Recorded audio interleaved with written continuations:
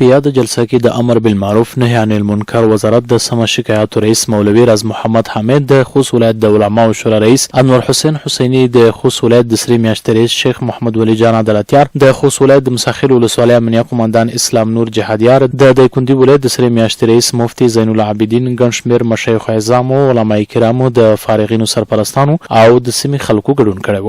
د امر بالمعروف نهي عن المنکر وزارت د سمه شکایتونو رئیس مولوي راز محمد حامد له خلکو وغوښتل چې د خپل نظام سره اوږه په اوږه په هر وخت کې ټینګ ودرېږي او چاته اجازه ورنکړي چې په خپلو شیطاني دسیسو اسلامي نظام ته زیان ورسوي.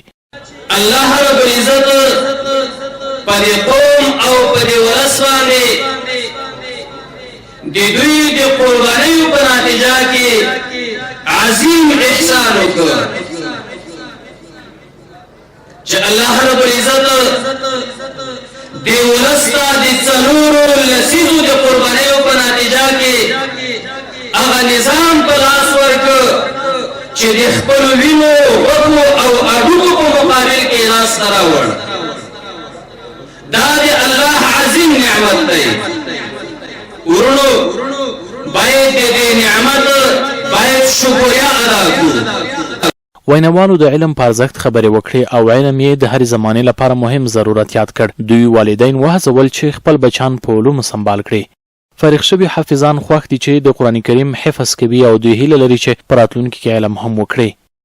الحمدلله لله الحمد چې نن په موږ باندې او داسې په نورو حافظان باندې ډېر د خوشحالۍ ورځ ده او زه ډېر د خوشحالۍ احساس کوم چې ما حفظ لاس کړ. الله پاک د ټول حافظانو ته سره د ما عمل په نصیب کړي. زه غواړم چې په راتلونکي کې تجوید وکړم او نور کتابونه او داسې نور علم هم ورسره حاصل کړم.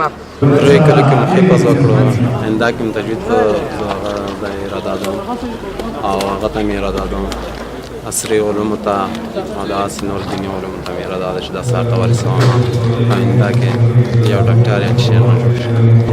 د مدرسې محتمم مولوي الطاف الرحمن صدیقي وویل چې سږ کال د حفظ له برخې 7 کسان فارغین ورکوي او په راتلونکي کې به خپلو زحمتونو ته لا دوام ورکوي. په دې جامعه کې موږ تقریبا د فنونو سره د قرات شعبه، د حفظ شعبه او د نثري شعبه موږ لرو چې په دې کې سږ الحمدلله موږ هر کال لسګونو فارغین ورکوو.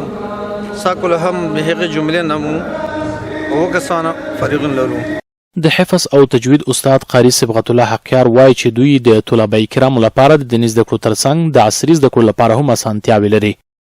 لله الحمد سږ کال زموږ د مدرسې د جامعې د دریمه دوره څلورمه دوره فارغین دي چې موږ ورکوو. الحمدلله زموږ کوم فارغین چې دي حافظون هغه په لوړ استعداد او د تجوید سره د تجوید د قواعد او اصول مطابق ان شاء الله بهترین حافظون دي. هغه سره په مدرسه کې الحمدلله عصري علوم هم شته، نو ټول مدرسې طالبان او خصوصا بیا طالبان حافظون چې دي موږ هغې ته هم هڅه اردو، عربي، انګریزي او نور علوم چې دي هم موږ لرو په مدرسه کې او همدا قسم خطاطۍ کورسونه لله الحمد بګیا شپه چې هغه بهترینه مسابقه وه د څلورو ژبو د موږ د مدرسې د طالبانو او د حافظانو په مابین کې بهترینه مسابقه وه. له دې وړاندې جامعه دارالعلوم کمکي مزغور په لسګونو حافظان فارغ او ټولنې ته یې د خدمت په موخه وړاندې کړي دي.